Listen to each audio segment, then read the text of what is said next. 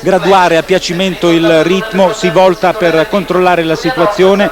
Anche Pietro Gubellini sta guardando l'avanzata di Zambesi B e in effetti Zambesi Flash va ad anticipare Zambesi B mentre serra sotto Zamia FC, sempre leader Zulianov quando mancano poco più di 800 metri alla conclusione, sempre il cavallo di Arnaldo Pollini al comando, ora tallonato al largo da Zambesi Flash, la cui scia è stata rilevata da Zambesi B, in corda Zamia FC, poi vediamo Zenor LB e tutti gli altri. Ora il ritmo è decisamente incrementato.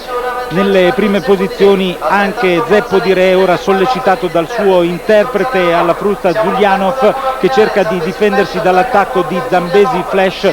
I cavalli sono sull'ultima piegata, sembra poter prevalere Zambesi Flash con Pietro Gubellini sotto la minaccia di Zambesi B e Mauro Biasuzzi. È una dirittura d'arrivo ancora molto intricata, dirittura d'arrivo con Zambesi B in vantaggio, il biasuziano a 2 lunghezze di vantaggio sugli altri.